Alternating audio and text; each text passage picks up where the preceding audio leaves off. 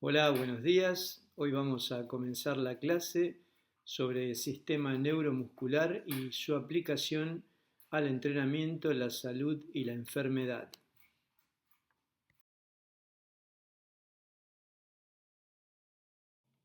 ¿Por qué es importante conocer esta información? Bueno, es relevante en ciencias del ejercicio, especialmente en la fisiología del ejercicio, el entrenamiento y la recuperación. Por lo tanto, los profesionales que se relacionan con estas áreas deben conocer y actualizarse permanentemente en estas cuestiones. Esto va a permitir, digamos, marcar la diferencia en la aplicación de estos principios. El músculo esquelético es un tejido complejo que se estudian desde distintas disciplinas como el control motor, la biomecánica, todas las ciencias del ejercicio, incluyendo las neurociencias, la fisiología del ejercicio, la biología celular, la genética, la medicina preventiva, la regenerativa, la traumatología y la ortopedia y la ingeniería, incluyendo la bioingeniería. ¿Cuáles son los aspectos que vamos a abordar durante esta presentación? En esta clase vamos a ver, en primer lugar, el músculo en cuanto a su estructura y función. También vamos a analizar la unidad motora, los componentes de la fuerza muscular, los tipos de fibra muscular y los conceptos erróneos que hay al respecto. Vamos a hablar de los componentes estructurales y funcionales de la fibra o célula muscular. Vamos a analizar la secuencia de los eventos que ocurren desde la señalización sináptica hasta la contracción muscular, los eventos subyacentes a la generación de fuerza, marcadores moleculares en el metabolismo energético del músculo, la relación entre inflamación y estrés oxidativo y, para cerrar, un repaso sobre las moléculas de señalización que son claves en el inmunometabolismo que ya hemos visto en clases anteriores. Analizamos el músculo esquelético en estructura y función. El músculo esquelético es un tejido altamente organizado que contiene varios haces de fibras musculares denominados miofibras.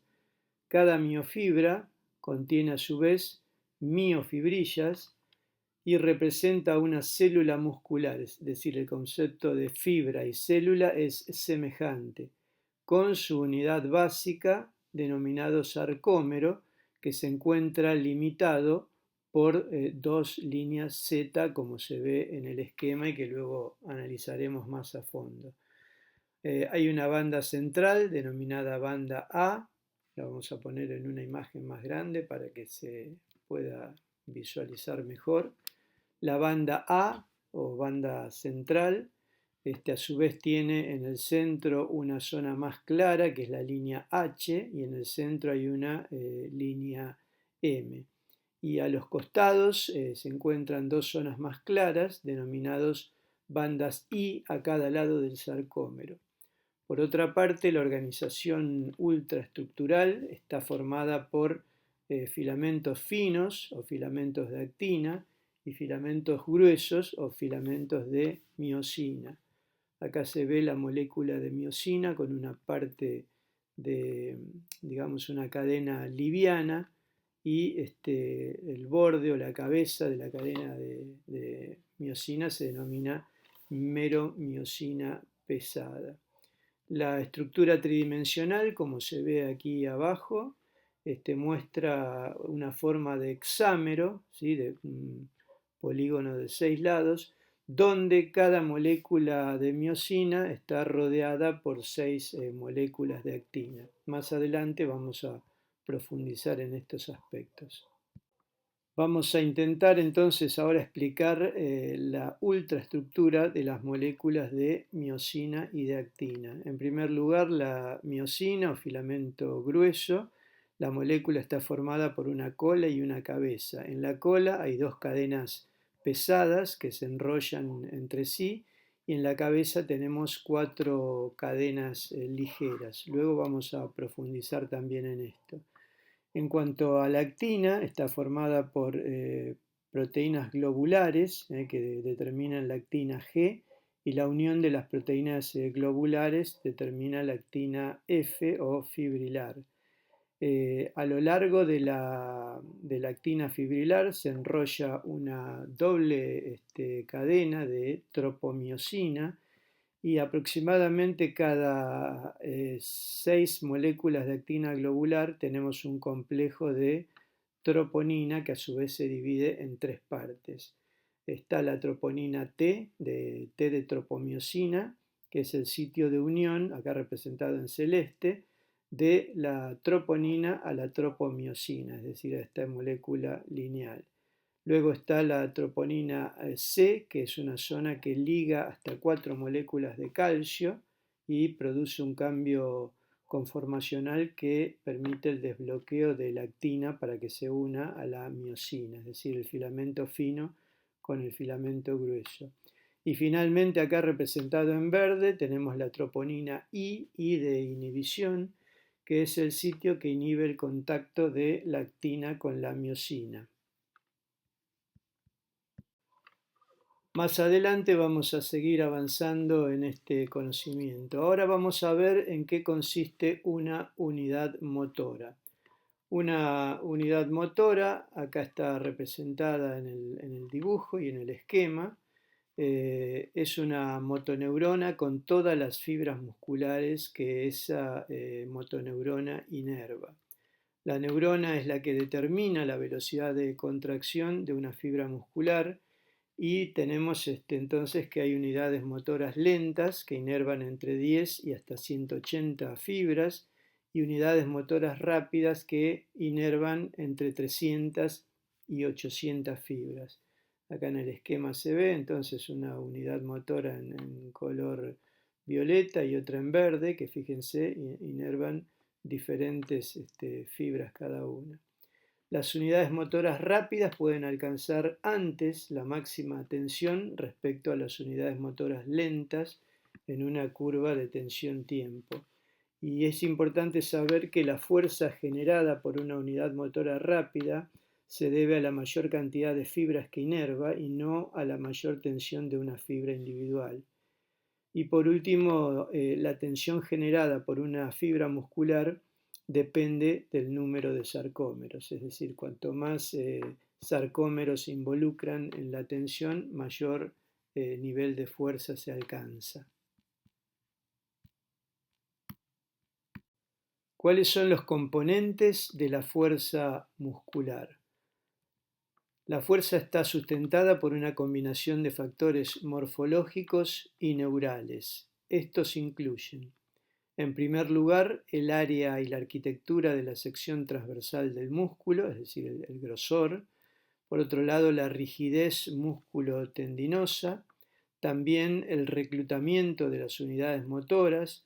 Otro componente importante es la codificación de la frecuencia de disparos o de descargas nerviosas, la sincronización entre las distintas unidades motoras y finalmente la capacidad de inhibición neuromuscular contribuye al desarrollo de la fuerza y hace el resto de los componentes.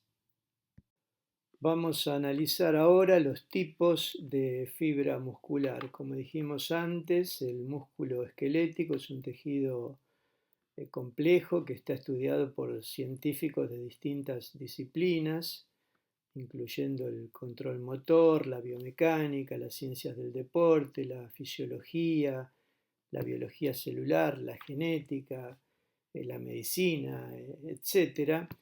Y bueno, aún siendo estudiado desde todas estas disciplinas, hubo muchos conceptos erróneos aplicados a esta cuestión. Este es un artículo de este año, del 2024, donde se analizan el tipo de fibras y los errores comunes, digamos, sobre esta cuestión con aplicación al control motor, la biomecánica, la fisiología y la biología. Estos conceptos erróneos incluyen además simplificaciones excesivas y algunas suposiciones que vamos a tratar de explicar. En primer lugar, la clasificación por isoforma de miosina, de la cadena, digamos, de la fibra más gruesa, y de la capacidad oxidativa de la fibra es equivalente. Esto es un concepto que no es real. No obstante, se tiene en cuenta de esta manera.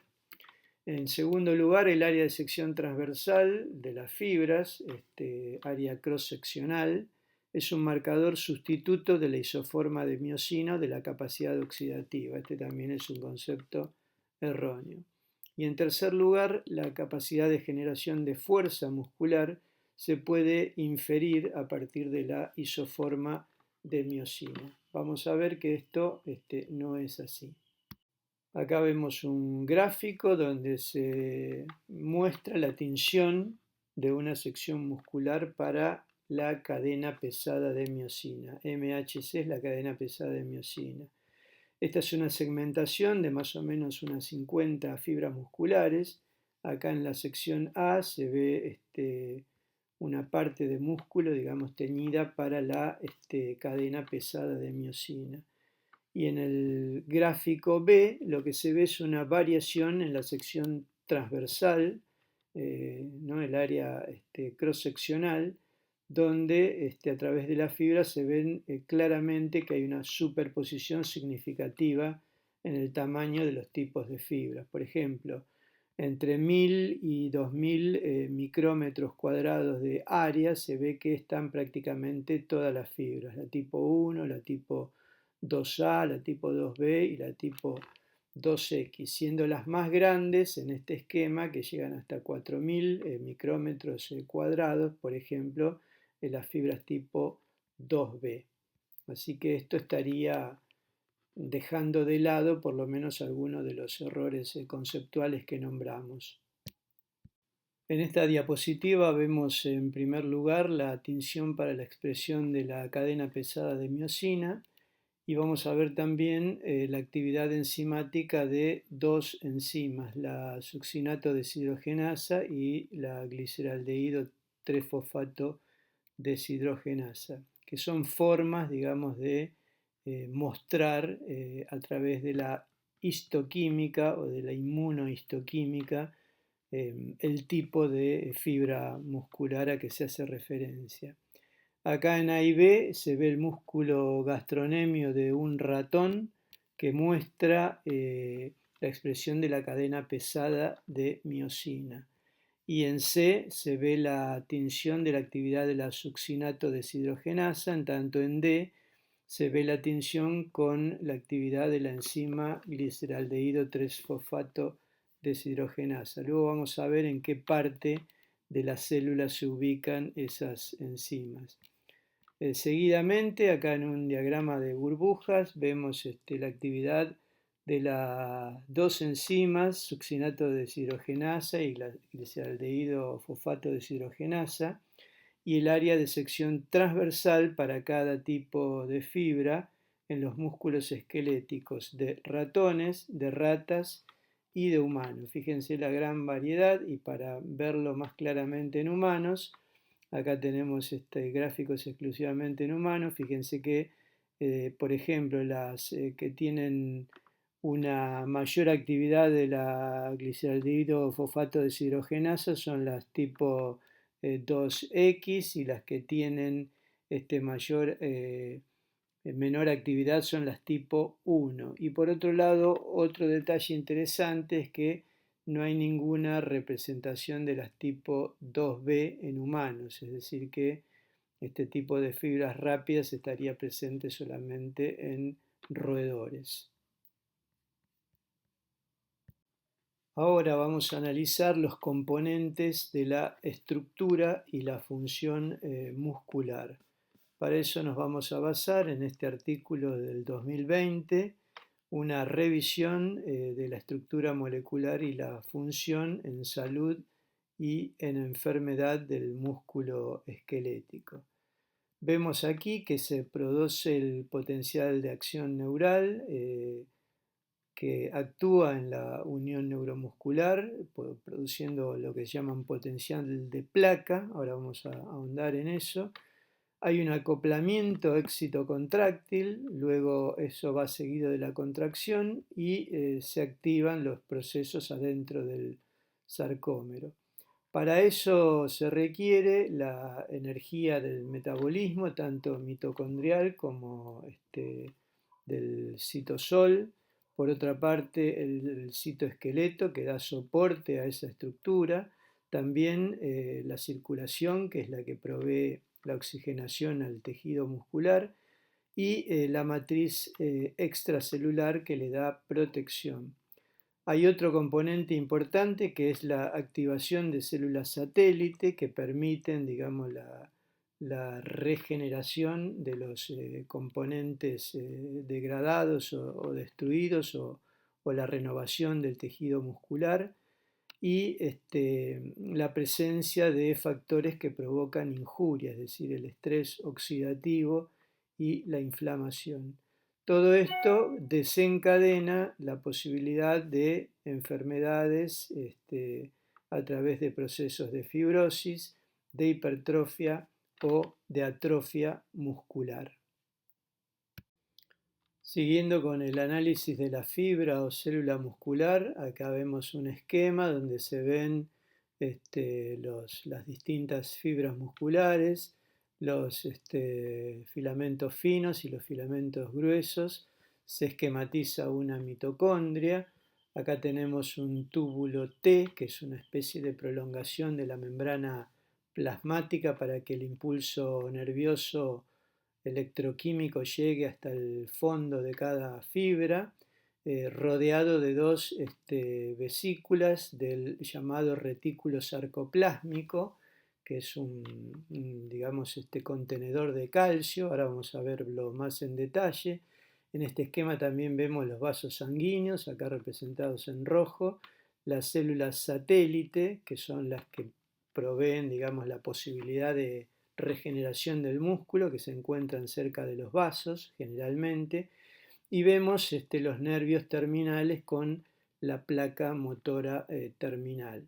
Fíjense que acá este componente de túbulo T y dos cisternas terminales del retículo sarcoplásmico se denomina en conjunto triada y se encuentra cerca del sarcómero, que es donde se va a requerir, digamos, la acción de estos componentes.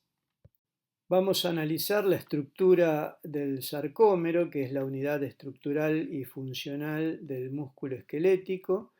Acá vemos entonces que el sarcómero está comprendido entre dos discos Z.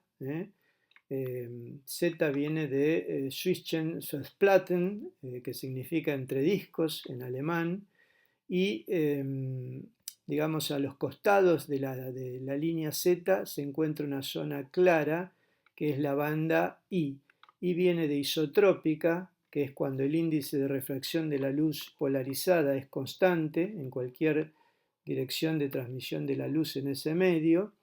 Y en el centro vemos una zona denominada banda A. A viene de anisotrópica, que es lo contrario, es cuando digamos, es diferente la refracción de la luz en las diferentes direcciones del espacio. En el centro vemos una zona más clara, que es la banda H. H también viene del alemán hell, que significa brillante, que sería como se vería en el microscopio originalmente.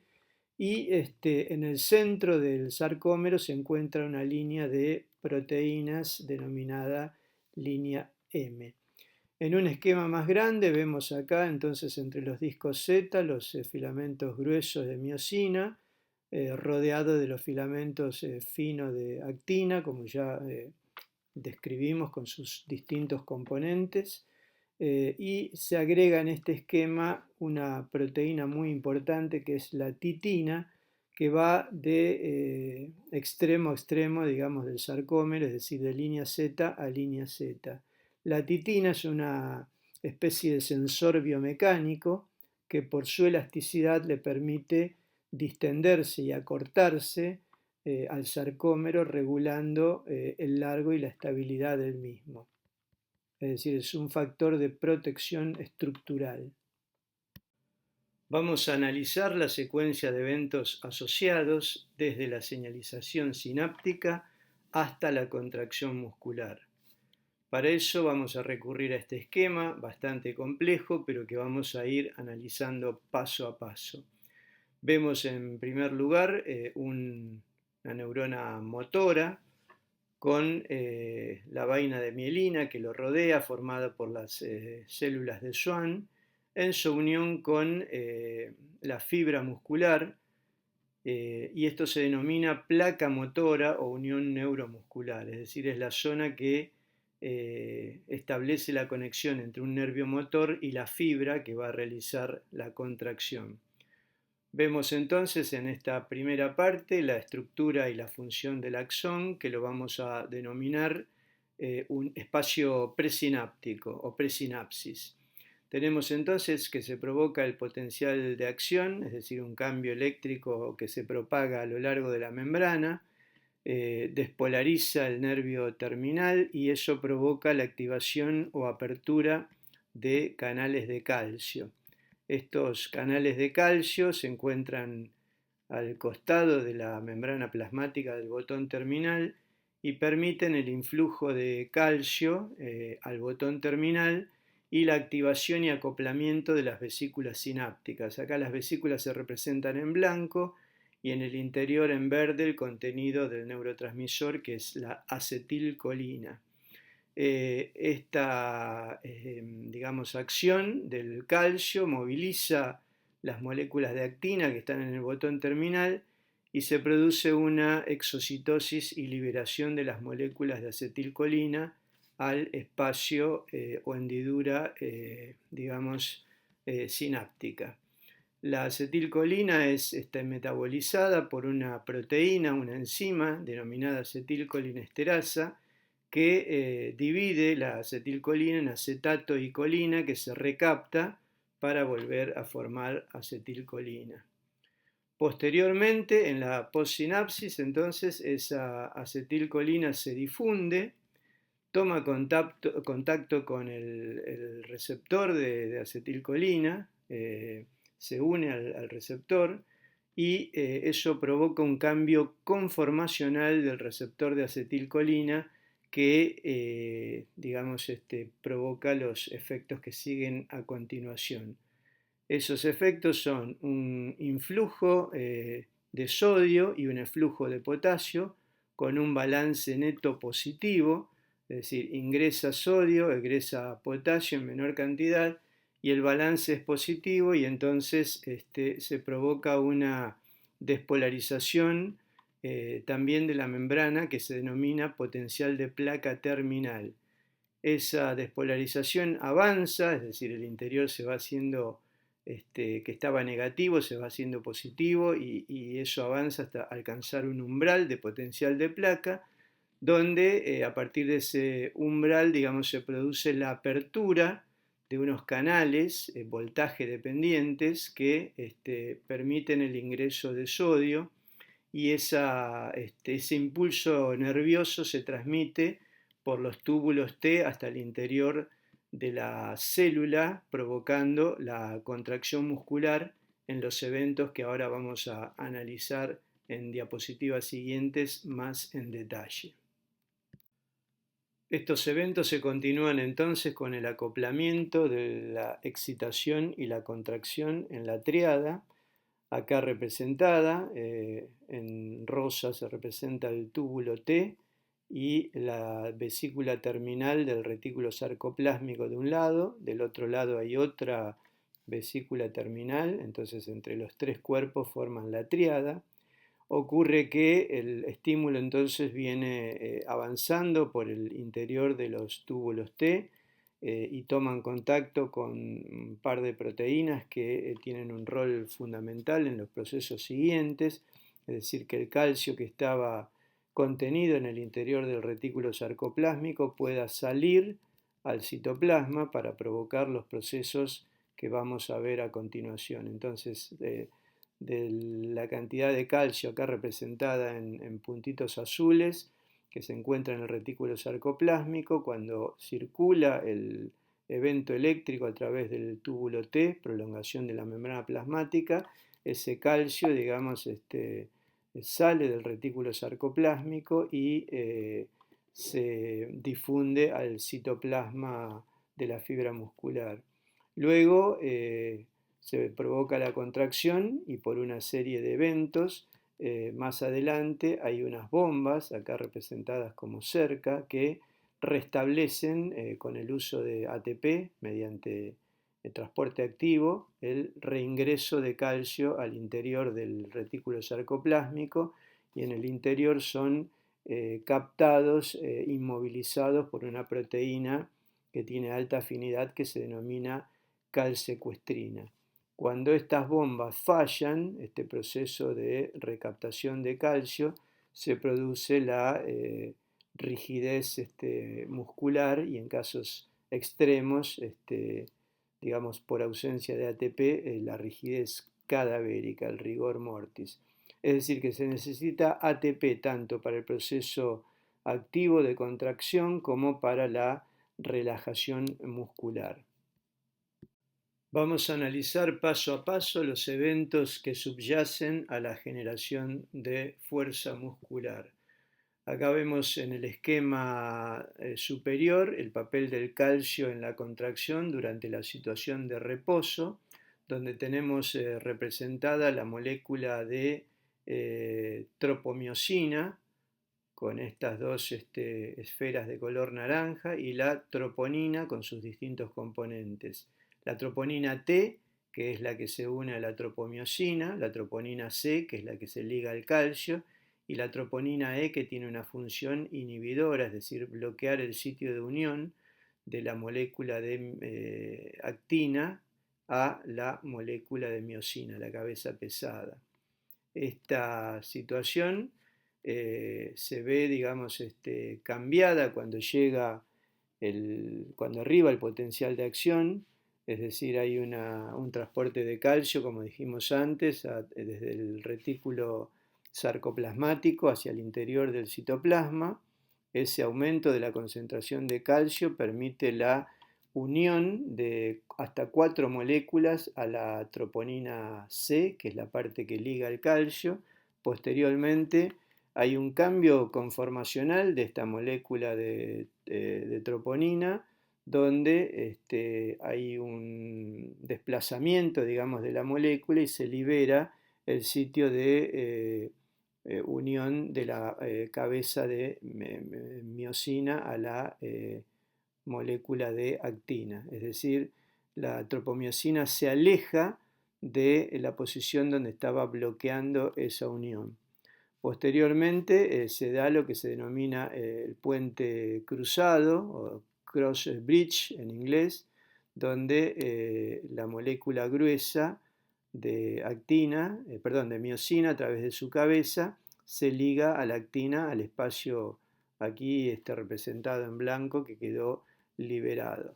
Esta cabeza de miosina energizada se fija entonces a la actina, se libera ADP y hay un cambio de conformación en esta cabeza de miosina que desencadena un movimiento angular. Esto acá se ve representado en una sola unidad, pero ocurre simultáneamente en todas las cabezas de miosina y eso permite el desplazamiento hacia el centro del sarcómero de todas las moléculas de actina, digamos, lineal, acercando los puntos Z entre sí y achicando la longitud del sarcómero.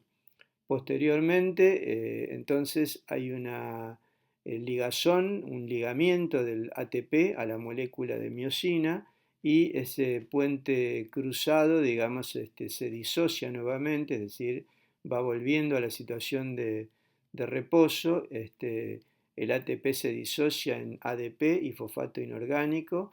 El puente cruzado, o sea, la cabeza de miosina queda energizado y el calcio, digamos, regresa al retículo sarcoplásmico a través de las bombas cerca con transporte activo usando ATP como vimos en la diapositiva anterior. Posteriormente la troponina restablece, digamos, el bloqueo de la tropomiosina, es decir, se vuelve a este estado original de reposo y los puentes cruzados, digamos, terminan su ciclo y se vuelve a separar la miosina de la actina preparándose para el ciclo siguiente.